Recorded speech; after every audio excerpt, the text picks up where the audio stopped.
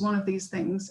So we've got an expert panel of speakers today that will be talking a little bit about what the Decade of Healthy Aging is, how people can get involved, and where we can see this going in the next 10 years. And very sorry, just to mention, I'll be asking everyone to give us some really short introductory statements today before we lead into an audience discussion. So without further ado, I'm really delighted to introduce Amal Abu Rafay. She's the Chief of Program on the Aging Unit at the United Nations Department for Economic and Social Affairs in New York. She serves on the Secretariat of the General Assembly's Open-Ended Working Group on Aging, and is a member of the steering committee of the Titchfield City Group on Aging-related statistics and age disaggregated data. Amal will be telling us a little bit about what the decade is, the UN's role within it, and hopefully how everyone can get involved. And really delighted to pass over to you, Amal. Thank you so much, Lily. I really appreciate it. Thank you for the invitation to talk about the decade, which I don't think could be done without setting the context. The first of which is the drilling sound in the apartment above me, so sorry about that, in the background noise. And the second is COVID-19. Now, the pandemic has become an all-consuming international crisis, and we know that older persons are at a significantly higher risk. We've seen in many cases health systems overwhelmed, essential services and life-saving interventions disrupted, and many older people are unable or even afraid to go to healthcare facilities to seek services, all of which could have potentially fatal consequences and threaten to reverse decades of improvement. This is the time, however, to hold firm in our convictions. We must leverage this opportunity to move forward in a better direction, and the decade of healthy aging already points the way. So the mandate of the decade builds on in response to a global commitment by 194 WHO member states and is based on the Global Strategy and Action Plan on Aging and Health. Can we move to the next slide, please? Thank you. Central to the decade is building connections and collaborations, and WHO is walking the talk.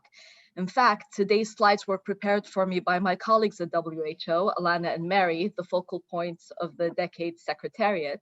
So not only are they keen to collaborate with the usual suspects, but also with older people themselves. Next, please. Now, I'm not sure what kind of energy source Alana and Mary run on, but clearly you can see that they have been busy learning lessons from other decades, harnessing political opportunities, collaborating with other UN agencies, and lots of listening to various stakeholders, including through online consultations, all of which had resulted in drafting a proposal for the decade. Next, please. One of the key takeaways from this presentation is that the decade goes beyond health. It is a multi-sectoral, multi-stakeholder undertaking, and the proposal is available online. It's in the 6 UN languages, and it's made up of 6 sections. The first is on why the need for concerted and sustained action right now, and under this comes population aging, increased longevity, the incredible diversity that exists in older age, and the focus on inequities. Secondly, it sets out its vision, and it sets out its guiding principles, such as leave no one behind. And it also sets out its added value, which is to create urgency, to act and generate much needed transformative change. Now, the decade identifies 4 areas for action and links them to the Sustainable Development Goals and their targets and indicators. The actions are listed here. And the decade identifies under each action who is the responsible body and proposes actions to be undertaken by that body.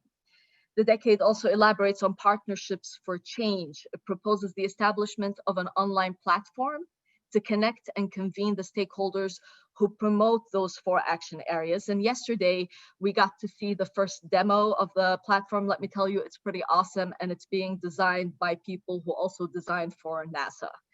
And we know that what is measured drives action. So the decade, has a section on understanding and measuring success together.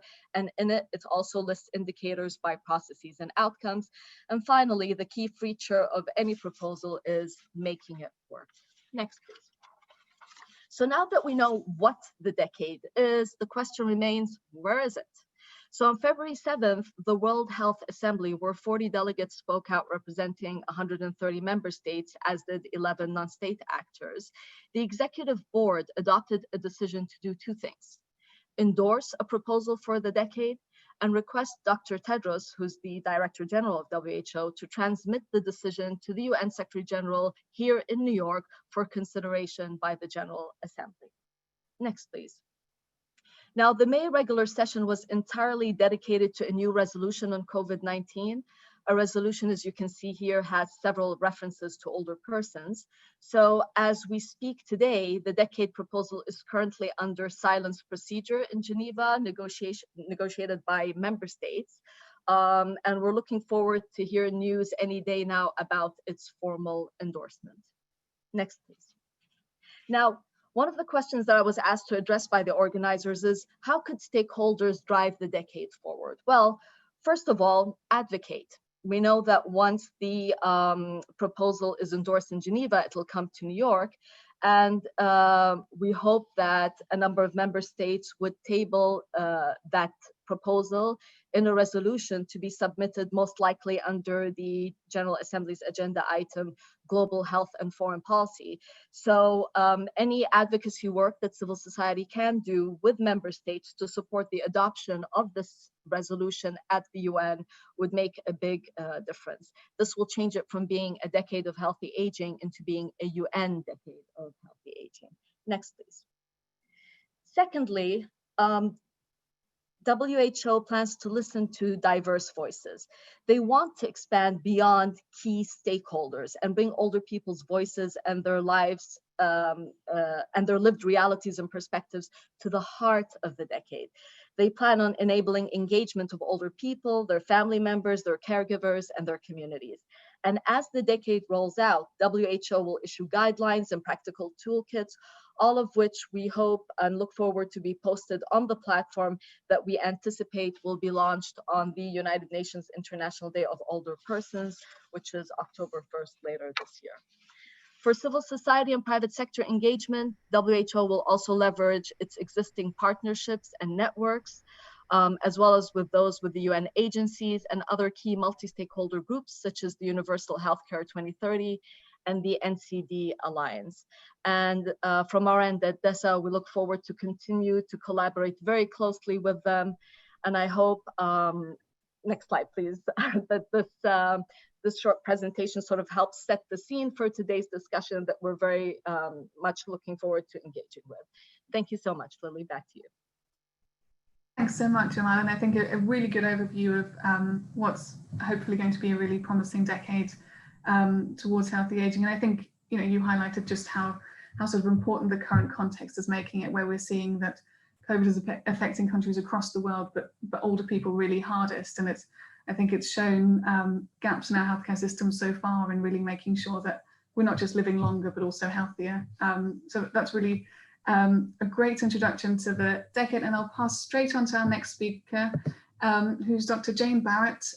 Jane is Secretary General at the International Federation on Aging, which is an international non-governmental organization with general consultative status with the United Nations and its agencies, including formal relations with the WHO. And we've worked a lot with Jane, including on a recent project on prevention. So I'm really delighted to pass over to you, Jane, and tell us a little bit about, what do you think we can achieve in the next 10 years? What would good look like? And then hopefully a little bit about how we can get there. Over to you, Jane. Thank you, Lilly, and thank you for the opportunity to be with everybody today. We're here today working virtually because over 15 million people have been diagnosed with COVID around the world. I think it's really important that on every Zoom call that I'm on, we at least pause just for a second and say, over 623,000 people have died of this coronavirus, and they are of all ages. And so, when we start talking about the decade and older people, we're really recognizing too that the dominant narrative of our political and social discourse framing aging has almost entirely been a negative experience. And the new narrative and a new set of actions will gradually emerge from the decade that really illustrates the intrinsic value and contributions older people provide, you know, community in themselves. As we move on to the next slide, Lily, it's important. Sorry, it's important. Can we move? That's it. It's important to actually just, you know, position, you know, a reference point. What is healthy aging? And this hasn't happened overnight, this definition, which we can and should be using. And when I look at this, I think of the words process and enabling and functional ability. You know, more often than not, we're still hearing the nonsense about, you know, that person who's got diabetes in the bed down, or that person who's got dementia. And that's the kind of narrative that really needs to change and be sustained as we go forward. Thank you, Lily. You know, it's interesting. I said that this hasn't happened overnight. And, you know, these are really the stakes in the ground way back in 1982, when there was the UN Vienna International Plan on Aging. And, you know, as Amal talked about, there is an intersection between the decade of healthy aging and the Sustainable Development Goals. But there's also other plans of action, you know, that are endorsed at the WHO and national as well as UN that we really need to pay attention to. What's been a remarkable achievement in the development of the proposal for the decade is the consultation of UN agencies, the consultation, and we cannot underestimate that intersectionality, that reaching out, and member states as well as civil society as well as UN agencies, older people, but younger people, being at the table in the development of this proposal. We need to own this proposal, and we need to understand how we can buy in and it can be meaningful to us. It's meaningful to IFA in a number of different platforms, and one of them is the WHO Immunisation Strategy 2021 to 2030, the Vision Strategy, the Hearing Strategy. Because when we look at older people and we work with older people, it's hearing impairments, vision impairments, you know, vaccine preventable diseases that are impacting their functional ability. And so everybody across sectors and across disciplines can actually buy in to the decade and own part of it and drive part of it. Next one. You know, I've used this symbol as Amal used it. You know, the intersection of the decade action areas and SDGs. But I want you to have a close look at this. The 4 action areas, changing the way we think, feel and act towards age and ageism. And we would say that this is, you know, prejudice, stereotyping, discrimination. And I did ask Alana Officer, why isn't that just pulled through on each of the other 3 areas of long-term care, primary integrated care, strengthening because member states wanted it to stand alone. You know, there is a world campaign to combat ageism. You know, ageism is across generations, but it impacts older people in a very unique and brutal way.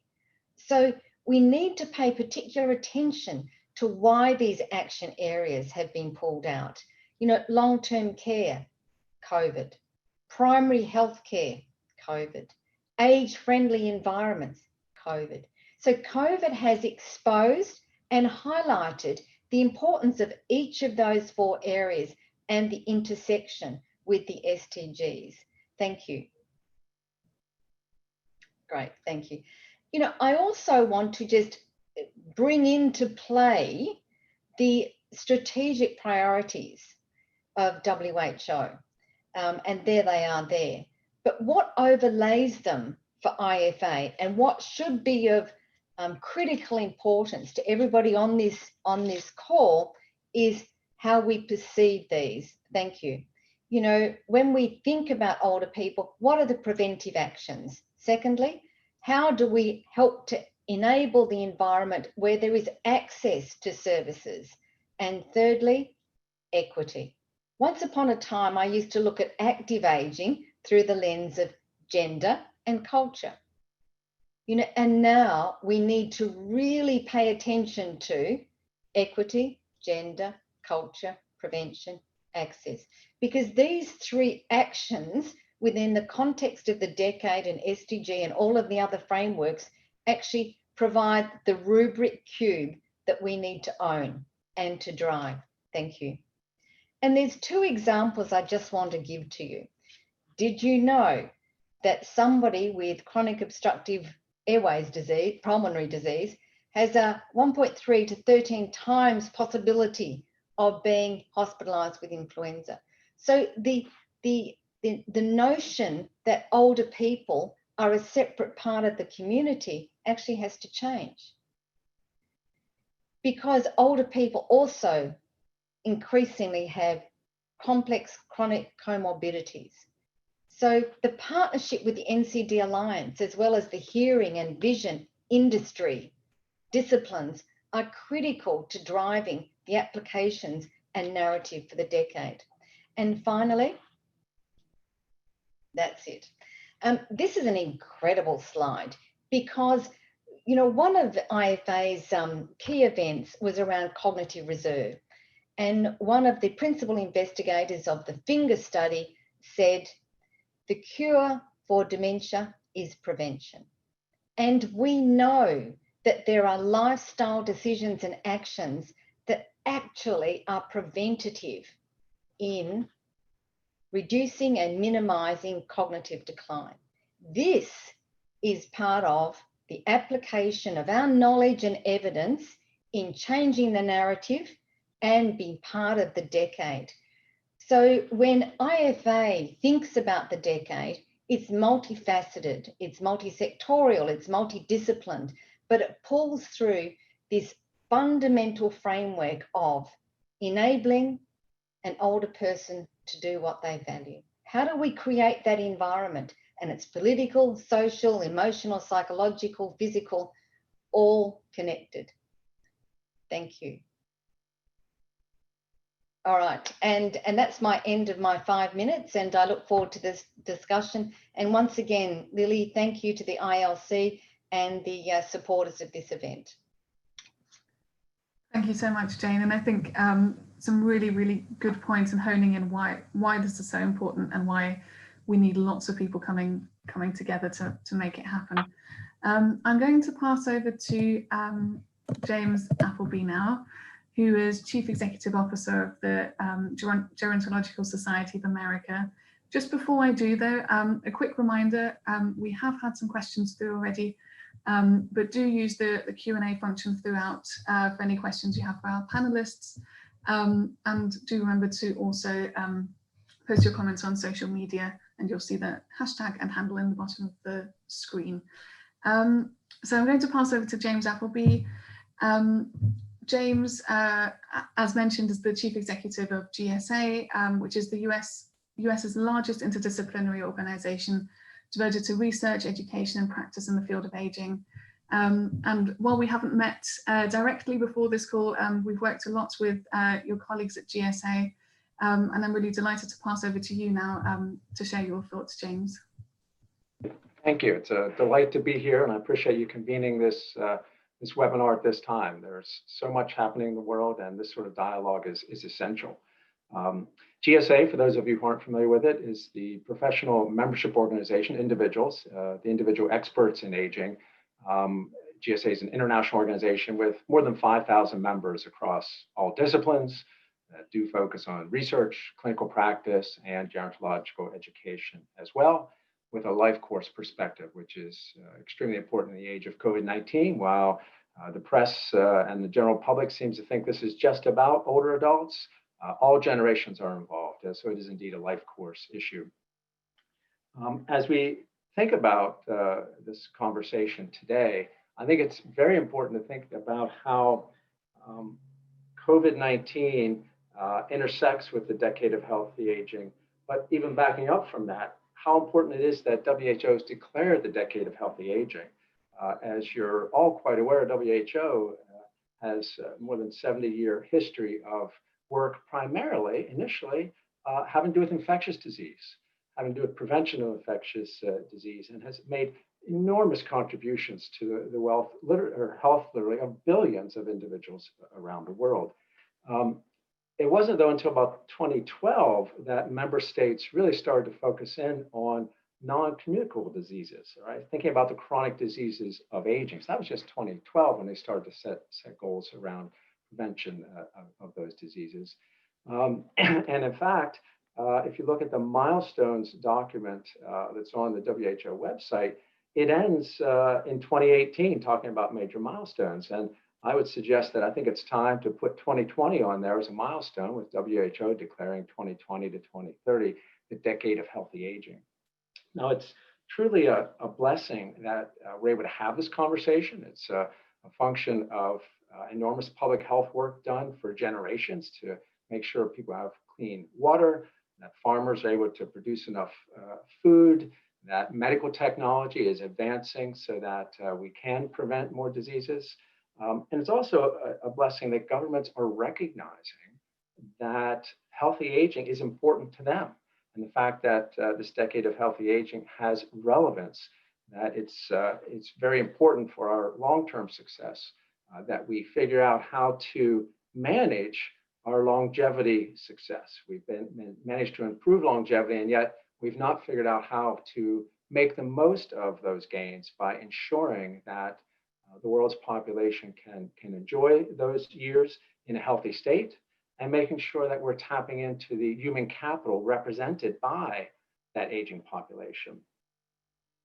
I think the fact that the decade of healthy aging hasn't exactly gotten off to the start we imagined, right, is something we can all acknowledge. We sort of were pretty excited about this, and then COVID-19 lands. Now, I think that it's really, though, COVID-19 is a stark reminder how important the decade of healthy aging is, and for two reasons. One is we've got this arrival of this virus that disproportionately impacts older adults, and in particular, older adults that have chronic conditions. And that should tell us, you know what, I think we're on the right track for the decade of healthy aging. If we have healthier older adults, that would help us ultimately in terms of the impact of COVID-19 on that population. There's also the fact that with the outbreak of COVID-19, we've had an outbreak of ageism.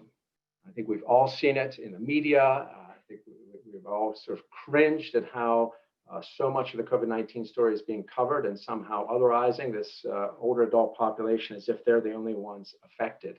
And this ageism, I think, is perhaps the biggest issue we have to wrestle with as it relates to the long-term success of the decade of healthy aging. The research is quite clear that ageism causes chronic stress for the older adult population. It has an enormous impact on their health. In the US alone, researchers indicate they believe the cost on an annual basis to the healthcare system is about $63 billion with a B. It's an enormous health impact. And as I think about ageism and its impact on the population, I think ageism is sort of the secondhand smoke of healthy aging, right? It's something that others do to us.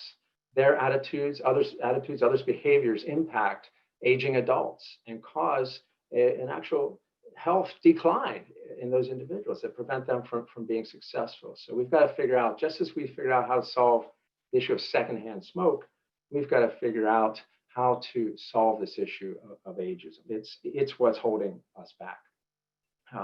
So the bottom line in terms of healthy aging in the time of COVID-19 is that it reminds us we've got to redouble our efforts to advance the decade of healthy aging. Now, the question came up, what does good look like, and how do we get there? I think there are two steps that we can do as individuals. Number one is we need to figure out how to work within our respective healthcare systems to shape the response of those healthcare systems to the pandemic, and in particular to how the pandemic impacts older adults. And what we can do as individuals is make sure that we are working with policymakers to ensure that as decisions are being made, they're being made with all available science.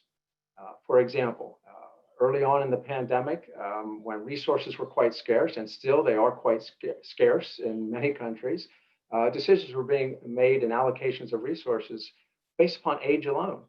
We've got to make sure that age alone is not the only criterion by which resources are allocated. Older adults are a very heterogeneous group.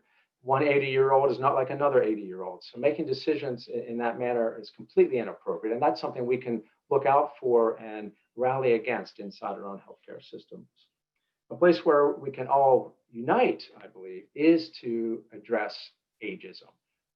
That really is the root cause, the entrenched cultural ageism that exists. The root cause is undermining so much of our progress around healthy aging. I'm pleased that WHO has taken this on, assembling a lot of resources and research around this. Here in the United States, GSA has been leading an effort that we've named Reframing Aging.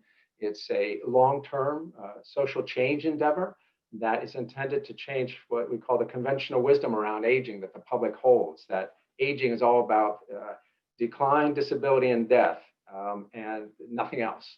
And the research is clear that that is simply not the case. We've got to figure out how, though, to educate the public, help them understand what aging is really about, and help them work through some of the ageist attitudes that they have. We have done an enormous amount of research around this project, working with 7 other leading US-based organizations. We've developed interventions that have been tested and proven to work with consumers to change their attitudes towards aging, and that those materials are now being widely deployed in the US. And I think that in some ways, the fact that the Decade of Healthy Aging gives us this 10-year time frame to work with, the Reframing Aging initiative is perfectly suited for that, which just kicked off in earnest about a year ago, because it'll take a 10-year time horizon to see the sort of impact that we want to be able to measure. While the research really was developed in the US with US market research, et cetera, I believe a lot of the themes, resources are likely of use to others around the world. And I encourage you to go to the GSA website, just search on Reframing Aging, and click on that, and you can find a whole collection of resources that you might be able to use and may be able to adapt some of those tools for use in your particular countries. Lastly, I was asked to comment on how governments or businesses could help to deal with this COVID-19 pandemic and healthy aging. And I really think it comes down to, for both audiences, them looking inside their own arenas, in particular at how ageism manifests itself. And I'll point out, particularly inside the workplace, we now have a situation in which 4 generations are in the workplace simultaneously. The research is clear that ageism is quite frequent, that workers frequently experience it. I think upwards of 60% of workers have indicated they've experienced it during their work lives. We've got to figure out how to address that so that workplaces can be more productive and so that companies can be more successful. In fact, if you think about it, most companies serve populations that are 50 plus. If we can help to address issues around hiring and ageism inside those companies, likely it will end up improving their bottom line. So as I wrap up, I just want to reinforce that I think the COVID-19 pandemic really ought to serve as a way for us to reinvigorate our efforts around advancing the decade of healthy aging, even though we probably all believe that the world is far too distracted to fully engage in this. We've got to re-engage and advance it, even though people are distracted, because it goes right to the core of the COVID-19 pandemic. Thank you, Lilly. Thanks so much, James, and some really, really interesting points around ageism that I'm sure will surface again in the discussion as well. I'll pass over to Ken now, who is Head of Policy and Influencing at Age International. And Ken, we were actually meant to hold an event about sort of just this in March when obviously COVID-19 hit. So I'm really looking forward to you sharing with us a little bit as well, you know, what you really think, what would good look like? How can we get there? How can we get involved? And I'm sure you'll share with us a little bit as well around the impact in lower income countries as well. Great. Well, thanks so much, Lee. Thanks to ILC UK. And like you said, it's really great that we can come together and we're all learning amazing ways of working in different ways because of COVID. But look, this question of where can we get to in 10 years' time with the decade of healthy aging, for me, I'm very much a glass half full kind of person. And I prefer leaning towards optimism. So I'm going to say very confidently that things will get better at the end of 10 years. But in order to judge where we'll be in 10 years' time requires an honest appraisal of where we are at the moment.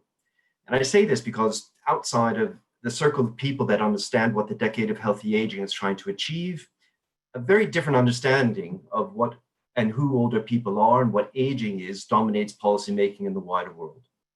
And I'm going to give you two quick examples to illustrate the point.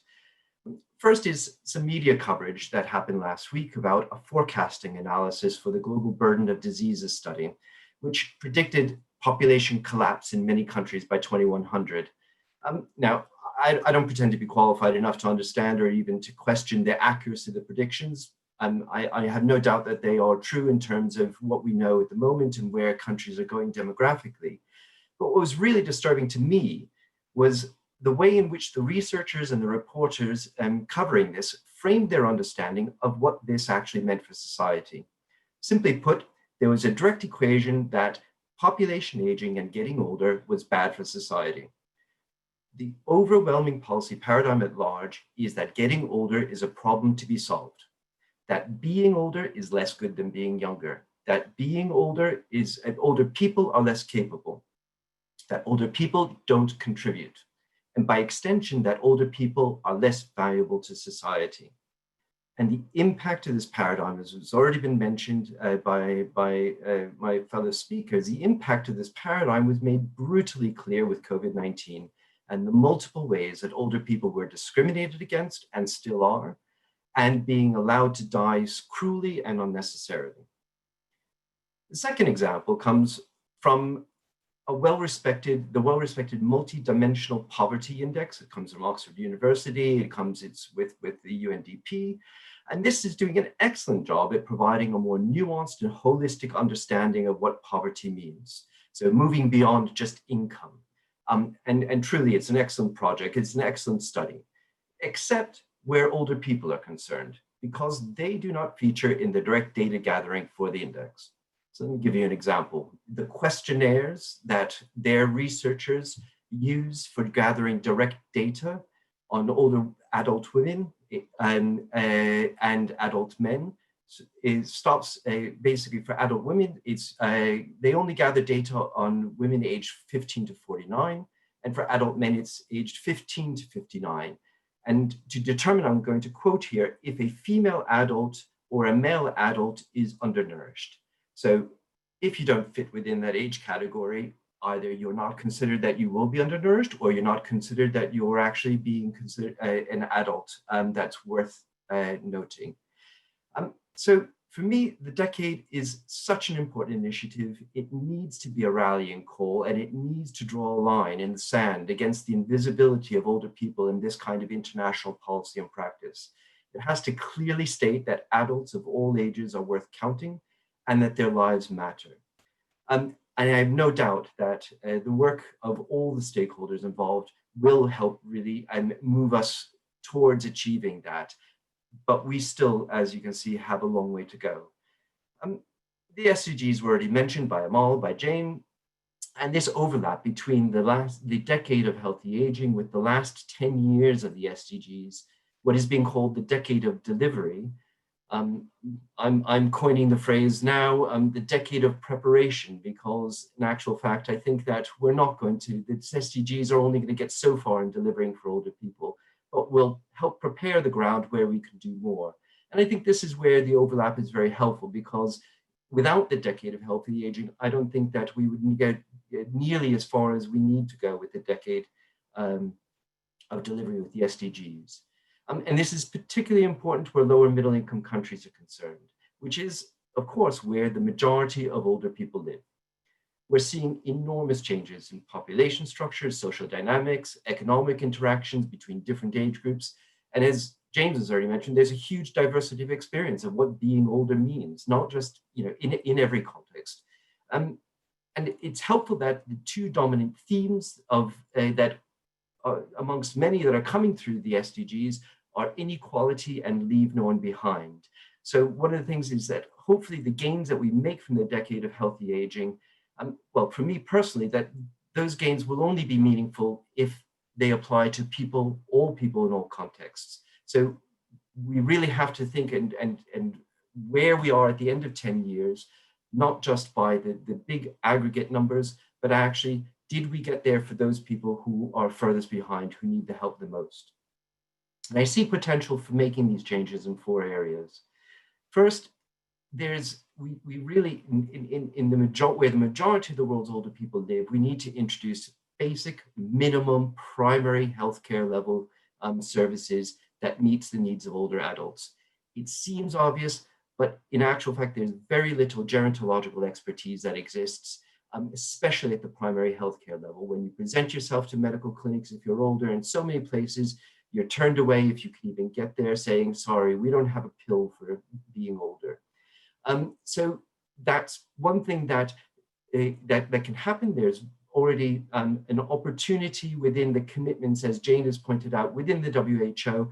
But what really is needed is that champion within the heart of the WHO to make sure that older people's needs are listened to, and the decade can help achieve that. The second is addressing non-communicable diseases. Now, NCDs, non-communicable diseases, are the biggest killer globally. And despite this, the efforts to tackle them for all age groups have been under-prioritized and under-resourced, and the NCD Alliance is doing a fantastic job to address this.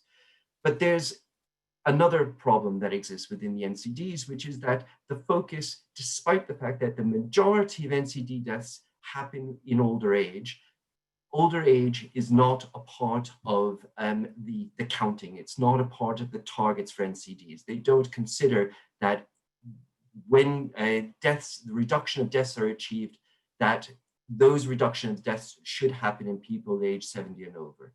So that has got to radically change. And again, there's an opportunity here with the decade to reframe and to shift the emphasis and to get donors to place much more emphasis on NCDs in their health cooperation. The third area is around social care, integrated care, long-term care and support. And this could be a real game changer. Getting governments to take the longer view, to make plans for care and support for those people, for those older people who need it, is not just about the older people. This is going to benefit all of society. And then finally, and I'm glad that colleagues have mentioned this already, but I just want to reiterate and reemphasize that ageism is absolutely critical. And this is one of the real things that makes this initiative, the decade, radically different from previous attempts to reframe thinking about aging and older people. It's that it has recognized that one of the largest obstacles to achieving healthy aging are the attitudes and perceptions of society at large. So I am optimistic that we will be able to achieve some of this by the time the decade rolls around, but it can't happen on its own. Parallel to the decade and parallel to achieving the SDGs, we also need to reframe our understanding about what being older means and to put in place the legal measures to ensure that our human rights as old adults in later life remain protected. And this can only happen through international binding human rights legislation, such as the Convention on the Rights of Older Persons. Thank you. Thanks, Ken. I think that was really interesting. I think, it's so important and sort of very often forgotten in these debates that if we don't have the data, we can't really track the progress or make the progress, and that it really counts whether we're counting people or not. And I think we had a webinar just a few weeks ago where, obviously around COVID, there's been lots of reports of domestic abuse rising as well, which in the UK stops being counted after a certain age as well. And I think it's just so important that if we're really sort of serious about this, if we want to try forward a decade of healthy aging, we have the data to support it as well. And I think similarly, I think very important in this, especially as populations are aging, that NCDs are really the sort of root cause of lots of morbidity and premature deaths, and also seeing how it ties in with social care. So I think there's plenty in there that I'm sure we'll be touching on in the discussion as well. And I'd like to introduce Professor Julie Biles as our final speaker today. Julie is the head of ILC Australia, who is one of the members of the ILC Global Alliance that we're a part of as well. We've done a lot of work with Julie. She is in Australia at the moment, and I think it's about midnight right now. So thanks again so much for joining us. And Julie is also the Global Innovations Chair in Responsive Transitions in Health and Aging at Newcastle University. Over to you, Julie. Yep, thanks, Lily. Thanks, everybody. So I'm going to talk about what healthy aging might look like in 2030. And my view of this is shaped by my work with the Australian Longitudinal Study on Women's Health. And we've been following cohorts of women since 1996 to determine factors that affect their health and well-being. The oldest cohort were 70 to 75 years of age when we started, and the surviving women are now in their late 90s. So it's been a real privilege to work with those women. They've provided a picture of healthy aging, as well as alongside that, an understanding of the development of disease and disability and some of the factors affecting those progressions, and also how women manage to still have well-being even in the presence of disease and disability. And one of the things I like to quote is that at the start of the study, the women were twice as likely to be providing care for someone else as needing care themselves. And then when they were in their late 80s, that ratio was reversed, but not because they were less likely to be providing care, but because they were more likely to need care for themselves. So the women in that oldest cohort also provide a window into what aging might look like for the next cohort, who were born in 1946 to 51. So those women were aged in their 40s when we started the study, now in their 70s. And compared to the older women, they grew up in a time of relative prosperity, being born in the post-war baby boom. And they had much higher life expectancy at birth and higher life expectancy at age 60. They have a higher educational advantage as children, and some of those women have continued to increase their education level throughout their adult life, with consequent improvements in their health as they do that. They've had fewer children on average, they're less likely to be widowed, but they're more likely to be divorced. They're more likely to have smoked, they have higher BMI across their life course, and they're more likely to drink alcohol and more likely to drink to excess. So, and these women in this 1946 to 51 cohort are also entering older age at a time of greater access to medical care and better health technologies. So really, overall, they've got many advantages over the previous cohort, but some greater health risks. So it's going to be interesting to see how those things balance out. If I can have the next slide.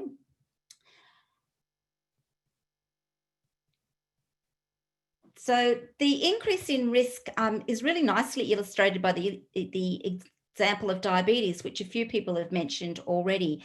And we've just recently had a paper accepted, and it's available online in Journals of Gerontology. And this is work undertaken by one of my PhD students with the expert guidance from Carol Jagger. And we've looked at the healthy life expectancy at age 70 for women with and without diabetes. And the impact of diabetes on the total life expectancy, healthy life expectancy, and unhealthy life expectancy can be seen in this figure. And what's important is that for the 1921-26 cohort, around 8% of those women had diabetes in their 70s, with the prevalence increasing rapidly as they aged. But in the other cohort, when they're 70, around 16% have had diabetes. So they've already got a higher incidence of diabetes than the previous cohort had at the same age. So for women without diabetes, the women in their 70s could be expected to live 16.2 years from age 70, compared to 15 years for those with diabetes. So diabetes is reducing their total life expectancy, but more importantly, it's reducing their healthy life expectancy. So for women without diabetes, 81% of their life expectancy is expected to be in excellent or very good health, whereas for women with diabetes, only 67% of their remaining life expectancy is expected to be in good health. Now that's important from the point of view of prevention of chronic disease, but total life expectancy and healthy life expectancy are further reduced for women with lower levels of education, with comorbidities, obesity, smoking, and unhealthy life expectancy is increased by most of these factors. So for women with all of these risks, their total life expectancy at age 70 is only 13.5 years, with 5.8 years or 43% in good health. But for women with no diabetes and none of those other disadvantages, their total life expectancy is 16.5 years, with 13.7 years or 83% in good health. So this just underscores the importance of chronic disease, but also the importance of socioeconomic factors and circumstances and other risk factors in affecting how well women are going to age over the next decade. The greater prevalence of diabetes in that 1946-51 cohort may reflect a true increase in the prevalence of this condition, possibly related to higher BMI in that cohort, which is a major risk factor for diabetes and a lot of other conditions, including cancer and heart disease.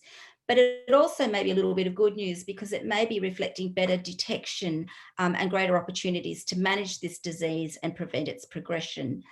So how these women in the 1946 to 51 group are going to age over the next decade could be mitigated by attention to their health risks, especially diet, exercise, alcohol, quality healthcare to monitor and manage their conditions. Even if they do, we might not be able to prevent all disease, but we can manage it.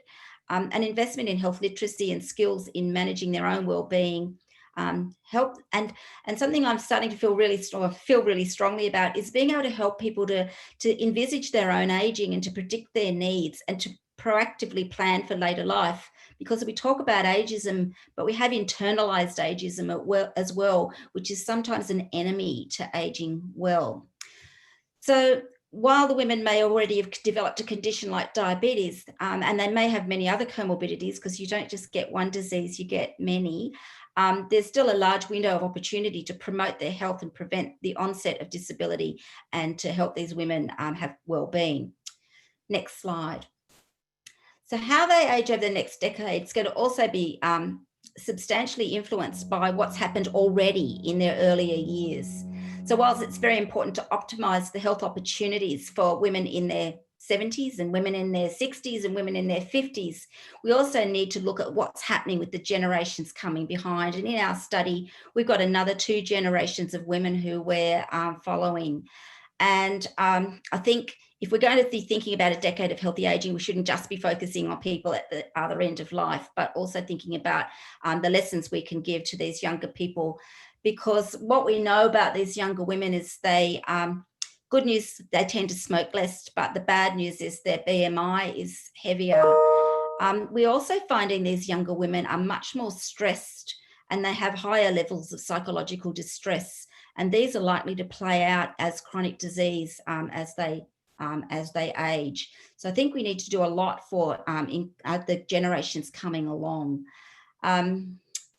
It's interesting during COVID that these younger women have actually, we've been surveying the women every 2 weeks during the COVID pandemic. Now, Australia hasn't been experiencing what many other countries has, but I tell you right now, it's taking off and it's not looking good. But the younger women have been much more stressed about the COVID and about the impacts on society than the older women have.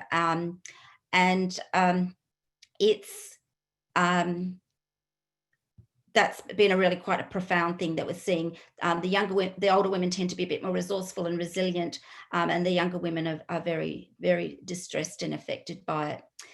Now, this may all seem very pessimistic, but looking forward to a decade of healthy aging, I take a lot of courage and inspiration from the lessons already taught to us by the oldest women in the study who've mostly shown resilience in the face of adversity, including major life shocks, such as the loss of their husbands, demands of caring for their husbands when they're ill, and they've managed multiple chronic conditions of their own. And mostly they've maintained relatively high levels of physical and social functioning and good mental health. And we've been interviewing the women in their 90s, and we see a really strong theme there of resilience, resourcefulness in the women's abilities to make adjustments and to use support systems to continue to live a fulfilled life. So if I could go back into the past and change anything for those women who are now in their 90s, and therefore what would we do for the ones now in their 70s? I'd increase their engagement in physical activity. I'd increase their access to healthcare to manage conditions such as diabetes and correct conditions such as cataract. I'd better integrate healthcare to streamline and improve the management of multiple conditions. And I'd see them living in caring and supportive communities that are inclusive and not ageist. And I'd advance and enhance their access to late life care that has a focus on helping them to maintain their abilities to do the things they choose to do and have reason to value. Thank you. Thanks, Julie, so much. And I think you actually wrote a blog for us a couple of months ago as part of our prevention project. And I think lots of those messages are coming out as well, that, you know, prevention, be it sort of actually stopping something developing or managing that condition, it's actually never too late, but also not too early. And that, you know, if we're planning healthy aging, it's not just looking at older people now, but also younger and sort of middle-aged people, and thinking about how we can make sure that a healthy aging strategy is part of our whole lives, really. I think what you said as well, that's really important, is around how can we enable people to take responsibility themselves for prevention or for sort of a healthy aging agenda. And I think it'd be interesting to see if potentially from COVID-19, some people have sort of learnt some things and taken a bit more ownership, or might have sort of noticed more, but how responsible they can be for their own health. So great, thanks so much, Julie. I'll now be sort of leading into the Q&A, and well, we've got quite a few questions already. Feel free to add them in here as well. If there's a question you like particularly, you can also upvote them and they'll show up at the top of my screen. And also just a quick thing that I might be bundling some questions, so don't be offended if I don't go exactly to your question. So I think one thing to sort of start off with, I think all of our speakers today have been talking about inequity, and I think it's really important within this context. We've had a few questions come in, and there's one here from Elizabeth Wilkins saying, older persons are a diverse group. So how can we tackle inequalities among older persons? And I think there's a lot to say for, you know, how can we make sure that the decade of healthy aging is sort of helping all different people to grow old healthily, and not sort of exacerbate existing inequalities. And I think, if you don't mind, Jane, I might start off with you, and then I'm really happy to hear from the other panel members as well. Thanks, Lily, and thanks, Elizabeth, for your question. It's really central to the way that EFA thinks. So let me start off with the three boxes, and all of the speakers have actually talked about health. You know, whether it be physical or emotional, psychological. So let me just give you a couple of examples of how I think the decade could actually change the narrative, but also reduce inequality. You know, one of them is about access. You know, a lot of the services that older people need, such as screening for vision, which impacts their function, screening for hearing.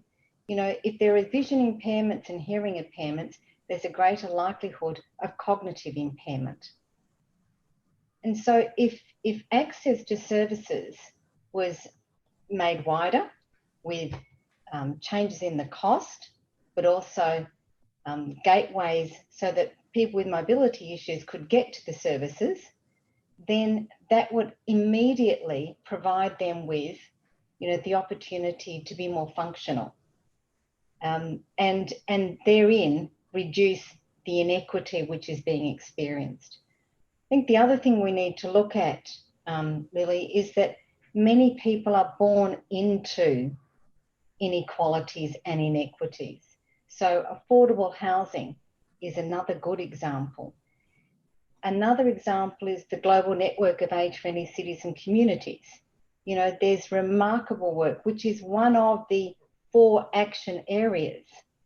So that action area of age-friendly cities and communities environments actually is a direct action to reduce inequities and inequalities. So there's two examples. Just one other thought too. Do people on the call know that the WHO targets for influenza vaccination for children are 90% and only 75% for older people? And I think that is a really nice example of disparity, across the generations. So I'll stop there and let other people speak. Thanks, Jane. And just to mention, I think it just sort of shows that health isn't just something we get from the healthcare system. It's our built environment, it's our workplace, it's lots of different places. So I think, in terms of the decade as well, it would be really important to not just get the sort of usual suspects from the sort of health backgrounds involved, but also others. Amal, I can see you've raised your hand. So yeah, thank you, Lily. I think this is an important question because central to the decade is acknowledging the diversity that defines the characteristics of old age and how this is reflected in the heterogeneity of the public policies. So old people are different. They're different in their needs and their capacities and their preferences and their health and their economic status. And that links also into intersecting discriminations. I mean, we see people at all stages in their lives, they experience different discriminations based on gender or disability or other factors. And all of these and understanding them help us understand better what old age looks like. So for us, educating governments and policymakers on these so that there is evidence-based policies that incorporate and re-examine these existing attitudes we have about who older people are, and what are the existing, legislative restrictions and institutional structures that block and restrict older people. And living a life of dignity and in good health is also important, which brings us to the conversation about all of this really being anchored in a human rights framework and the discussions that are taking place, which we encourage everyone to lobby and have discussions from wherever they stand in the society on what it means to have a legally binding convention for the rights of older people. yeah, Ken, go ahead. Thanks. Look, and I'm really pleased, Amal, that you said that, but that's actually what I'm not going to start with.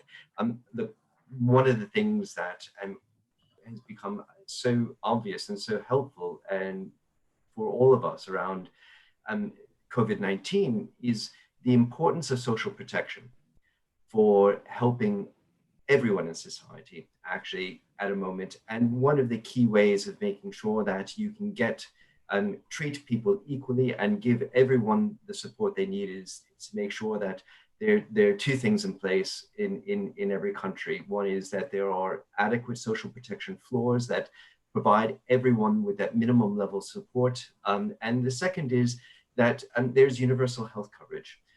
So it's effectively allowing, it's those universal systems that apply to everyone, but particularly making sure that they also apply to older people, because that we have measures in place doesn't, and there's examples of how the way things currently work, where you might be able to benefit from some types of social protection can change because you're older. And this is the case with people living with disabilities. So in the UK and other countries, sometimes you get generous benefits for living with a disability. And yet when you reach that magic age of 65 or 67 and you become older, all of a sudden, you're no longer a person living with a disability, you're an older person. And actually the contribution you get from the state is less. So this underlying discrimination is quite real, it's quite tangible. So universal health coverage and social protection and that diversity issue, there's one thing that Jane raised, which I think is really, really important. I just want to make sure that we don't forget it, which is that one of the real fundamental lessons the WHO has given us is that a person's health outcomes are malleable. They can change at any age. They can change for the better and they can change for the worse. And so we need to put in place that the systems that allow people to get that support they need to make sure that everyone has that opportunity to remain functional as long as possible. Thank you. Julie or James, did either of you want to come in?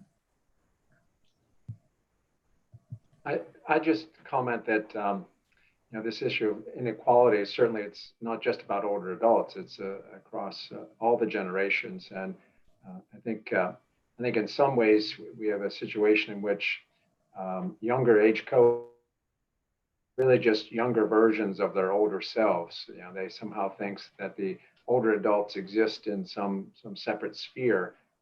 And I think we've got to be thinking about addressing inequality outside just the older age cohorts. We have to be thinking about societal changes that have to be made to address it so it improves the lives of all generations.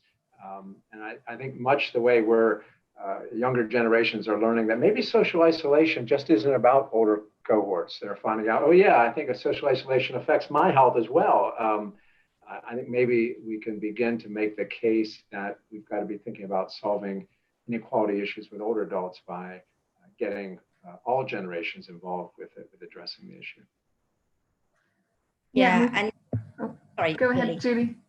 Oh, I was just going to say that one of the really important things to think about is intergenerational equity. So it's not just about whether older people are being discriminated or younger people are being discriminated, because that there are issues about the debt that older generations may end up passing on to younger generations in terms of carbon or other things like that. So I think there's a lot of issues about intergenerational equity, housing prices, or opportunities for work. So we shouldn't be just thinking of one as a precedence over the other, but thinking about that.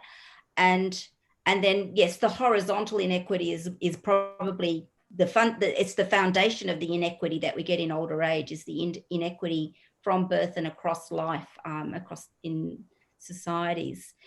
And the other point I'd make about diversity is that looking at it from a health perspective, we notice that the differences in people get greater when we get older. So this idea that all old people are the same and all old people have disability and all old people are like this is increasingly untrue. The older the people get, there's greater diversity the older they are.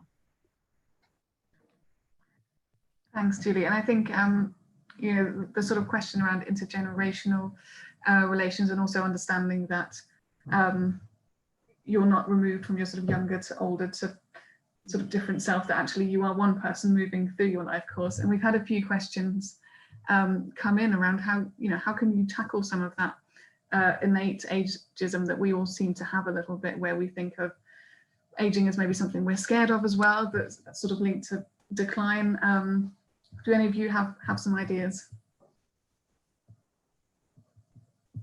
Well, I think, Lilly, it's important to understand that research indicates that individuals' attitudes towards aging develop quite young. I think they've indicated 3 or 4-year-olds can begin to identify aging and develop attitudes towards it. I believe it is really going to require all individuals to sort of reflect on their own ageist attitudes, their online scales that people can go to, and encourage people on this webinar to do that, seek them out, and sort of see what your innate bias may be towards aging. It's sort of a chance for self-reflection. We've got to figure out how to make that sort of part of the ongoing societal conversation. I think it's possible. This is not something that's going to change quickly. But through initiatives such as the Reframing Aging initiative that GSA's launched, we're working to change systems that will help people begin to use different language to talk about aging. So, for example, we've been successful in getting the American Psychological Association to change their manual style, which is used for so many scientific journals and other publications, to use different language when talking about older adults. The same thing with the American Medical Association manual style, also used for scientific journals. And now the Associated Press has also adopted those language changes. So systemic changes like this is a way over time to begin to change the words people use, which will then change conversations like this. And then ultimately, when people are interviewed on the news, expert scientists, they will use different language, and people will begin to shape over time how they think about aging as a society. Thank you. A little jump here. We've had a question come in, and I think Lily, could I just respond to that question with just a comment? Mm-hmm. You know, I'd just like to say that growing older is not fun for all of us. You know, and I think we've actually got to put the stamp of reality on it. You know, so there are some older people in low and middle income countries that are still working at the age of 75 and 80. You know, for nothing. You know, they're providing resources for their family.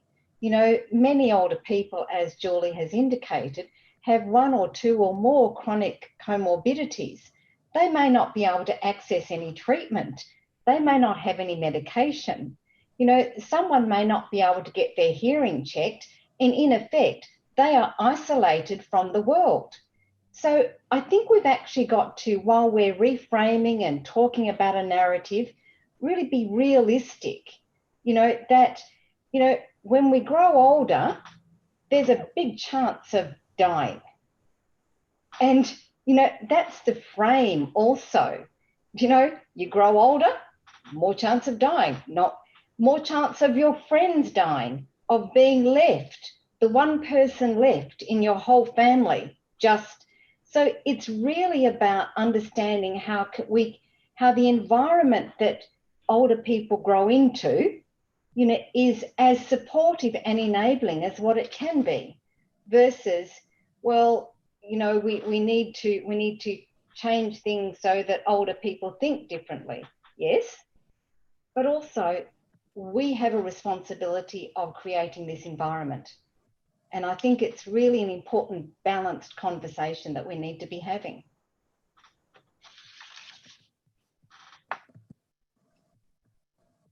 Thanks, Jane. And yeah, I think it's right to have that sort of balanced approach where we're not just sort of making a very glossy advert for aging, but a much more realistic one of what it looks like and the diversity that exists within it. And I think, you know, we've touched on sort of the different parts as well of where we sort of touch in with our health and our well-being, which isn't just the healthcare system.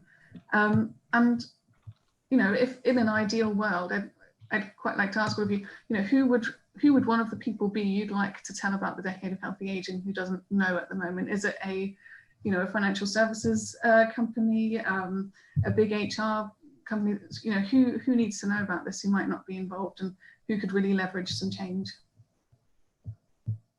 Well, let me come in here. I mean, I think this really speaks to the point I was trying to raise, which is that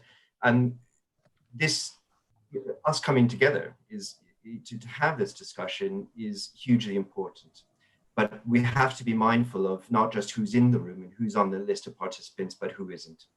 And that's what I was trying to get across, is that we may be as right on and as informed and have all the research at our fingertips, but out there, there are the majority of decision makers, the people who are framing the conversation, the other side, things, they're not aware of this, the decade. And that's where I think, having UML in the UN system and having this read across different agencies, getting the whole of the UN to mobilize around this and to be aware of it is so critically important. But it's getting it out of the health sector slot. It's getting it out of the little silos that we tend to work in. So the only way that this is going to really have impact is for ministers of finance to be thinking and understanding that actually this is the way that to get their economies back on a safer footing, is to have ministers of trade be thinking about this in terms of opportunities. I'll leave it there. Amal, you raised your hand as well. Yeah, thanks, Lily. Just to piggyback on what Ken said, yeah, that's exactly what's going on with the decade. I know the name is deceiving because it's healthy aging, but since the inception of the idea, it's been collaborated amongst 16 and now 18 UN agencies worldwide on the content, on who to engage, on how to move forward, on rolling it out. I mean, today's the biggest example. I work in the social and economic development field, and I'm presenting the decade because I speak the same language that WHO speaks. So from our end at the UN, we definitely see it the way you're bringing it up, Ken, and that's how we plan to engage in it. Thank you. Thanks. Did anyone else want to come in? Yeah, Lily, I'd like to make a comment.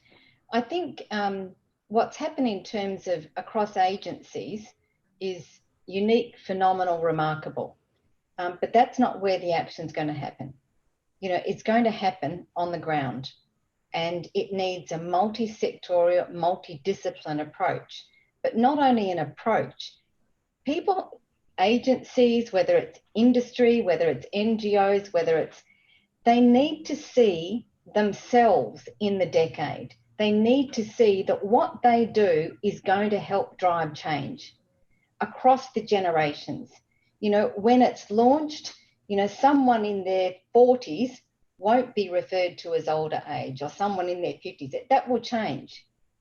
You know, so unless business see that their voice is legitimate in the decade, why would they be in it?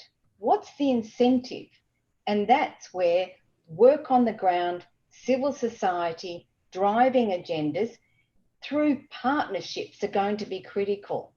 So it's across sectors and across disciplines, and it's really at the country level, and sometimes even at the local level where action happens. And so it's a multi-layered process, and we are just one of the groups that need to be driving, you know, the decade, and helping sectors and disciplines understand how it's meaningful to them. And a couple of you have talked about, well, it's called, we need to get out of this healthy word. You know, if we translate health into function, it actually makes perfect sense. So it's about us understanding, you know, how the narrative can change in our way of working and partnerships.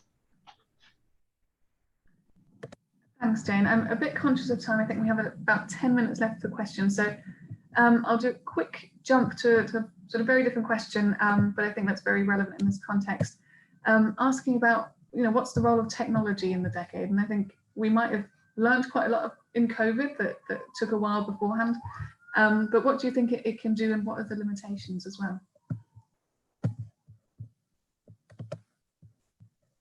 Well, I think that technology obviously is going to play an enormous role in the decade ahead. I think there's a quote from Bill Gates that we typically overestimate what's going to happen in the next 2 years and underestimate what's going to happen in the next 10, or maybe it's vice versa. In any case, we have no idea. Think about the changes in the past 10 years, how artificial intelligence, machine learning, et cetera, could inform things. Certainly the COVID-19 pandemic has forced all of us to do things differently, using technology differently. I hope that we'll find ways to use technology that will help address some of the issues, such as getting older adults more involved in clinical trials. Being able to do that, the difficulties of having them get places to participate in trials is hard. Maybe there's a way to leverage technology to do that. Also address issues around social isolation, perhaps use technology to help keep aging adults more connected with friends, help continue to build their resilience, et cetera. Technology, for the most part, I think can be positive, but we also have to have appropriate oversight to make sure that the negative elements that are out there that could influence how technology rolls out are also managed. Thanks. Ken, did you want to come in? Yeah, so I mean, I think this is two things. I mean, one is that first of all, you know, technology covers a broad spectrum. So we should be thinking absolutely at the top end about what is it, where you're pushing the envelope, where does artificial intelligence take us next? But we also have to be mindful of the fact that actually there's a whole, in the majority of the world's population, that's not the reality. And so what are the types of technologies that are actually going to have an immediate direct impact on their lives? And just to take an example, with COVID-19, in terms of the humanitarian response, access to prevention, simple basic information about this is what COVID-19 is, help yourselves. In the refugee camps for the Rohingya refugees in Bangladesh, the technology that was being used to get that message out to people was a person going around the camp in a megaphone, shouting it out, this is what you need to do. Well, that only works if you're in earshot of the megaphone, or actually if you can hear. And there are myriad of older people who are, interviewed and who simply didn't have access to the information because of the technology. So we have to really be thinking of this from the very basic, simple things. And as I mentioned earlier, we have a tremendous amount of technology available to us already. And yet it isn't accessible to older people because they're not being viewed as people, actually, as people whose health outcomes can change, and being not given the opportunity to benefit from the same types of health technologies at a very basic level as others.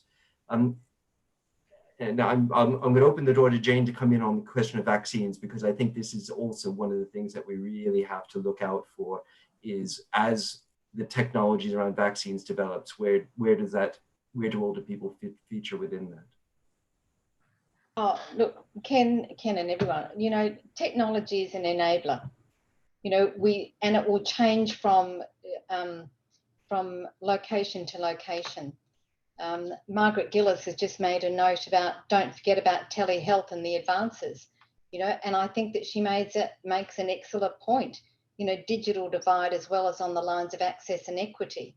And so I think that, if we're looking across the decade and what's good about the decade, the alignment of the tragedy of COVID, has repositioned, the decade in an area that we wouldn't have before. So, that's the good piece.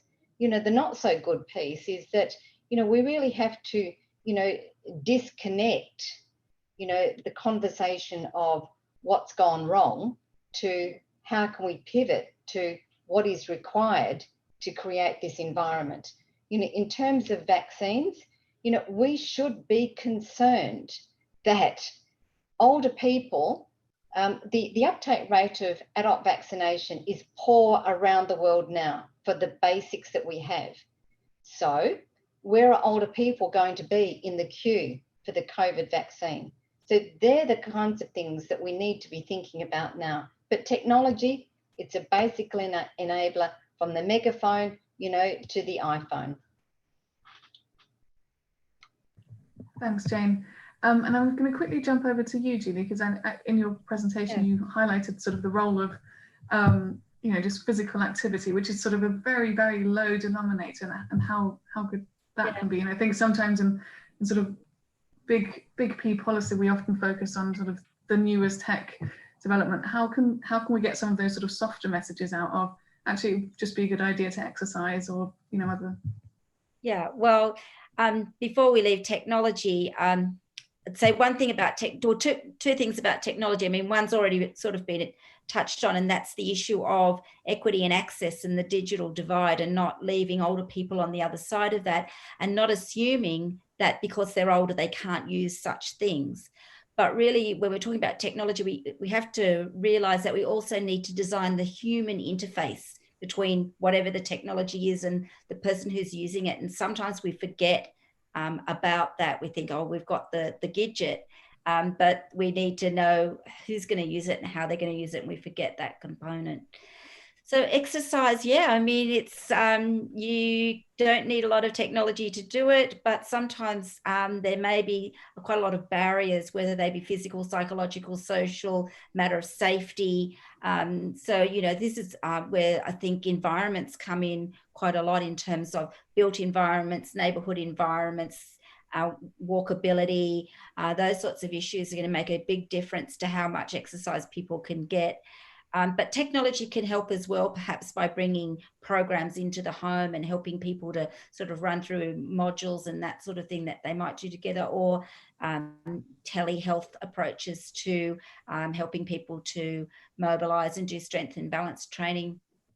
But also technology can help with the rehabilitation equipment. So some of the gymnasium equipment that can be designed for older people, that can use technology to make it a lot more controlled and manageable for the exercise the person's doing, so that it actually builds up the resistance training for them and does it in a sort of controlled way that doesn't cause them injury but helps promote their strength. So I think there's a lot to be there, from a footpath being technology so that you can walk, or a path being technology that you can walk, street lights that allow you to stay safe when you're walking, right through to sort of some nice whiz-bang gymnastic equipment.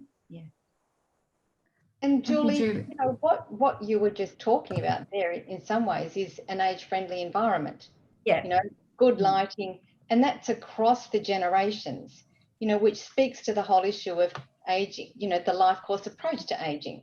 Yeah. So I think, you know, some of what you pulled out in your work, which is very impressive, you know, is really the basis for conversations with local policymakers and decision makers.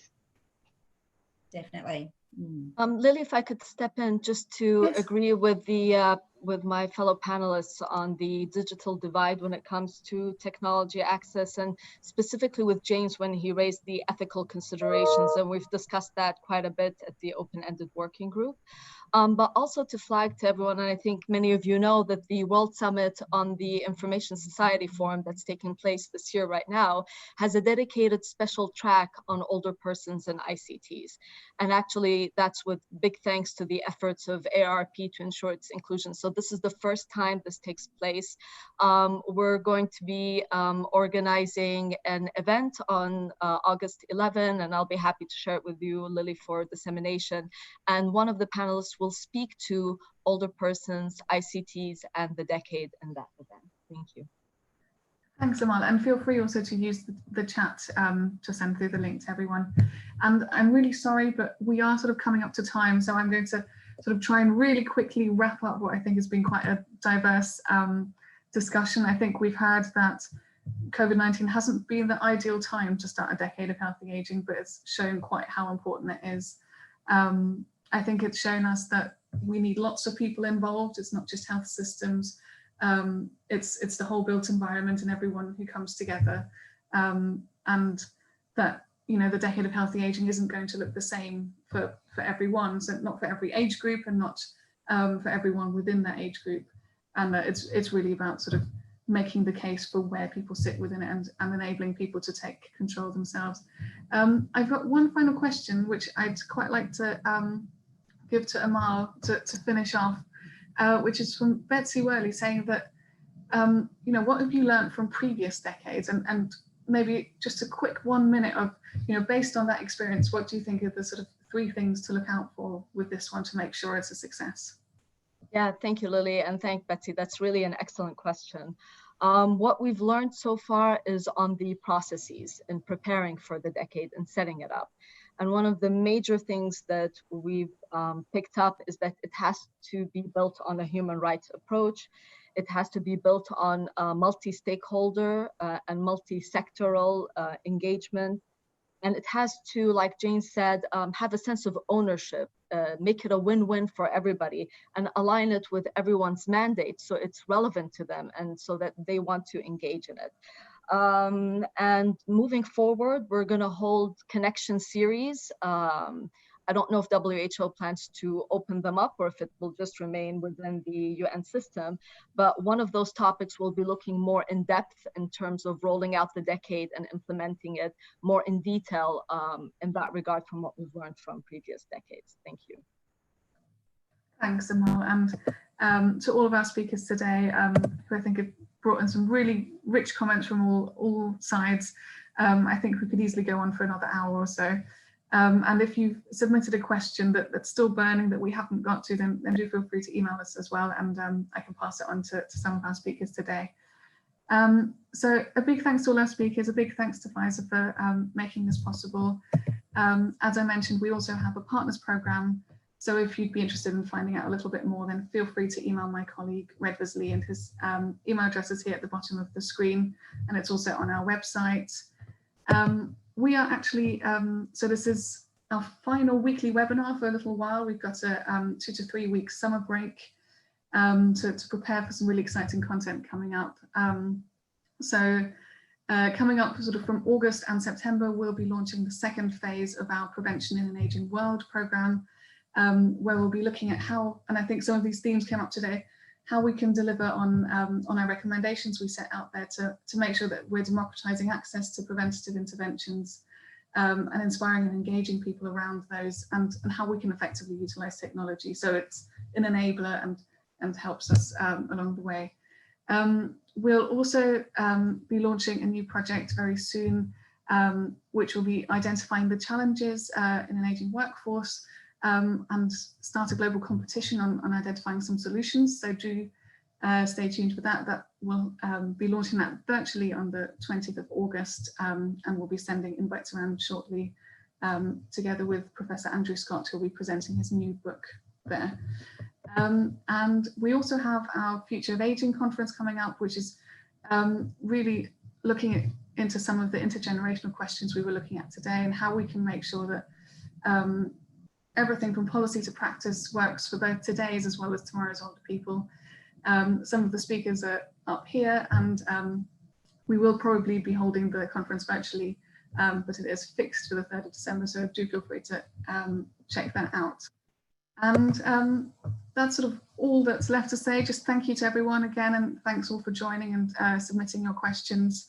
For all the latest news from ILC, do visit our website, which is here at the bottom as well, ilcuk.org.uk, and we hope to welcome you at another webinar or even physical event in the very near future. Thanks, everyone. Thank you. Thank you, Lily. Take care, everyone. Stay safe. You too. Bye. See you.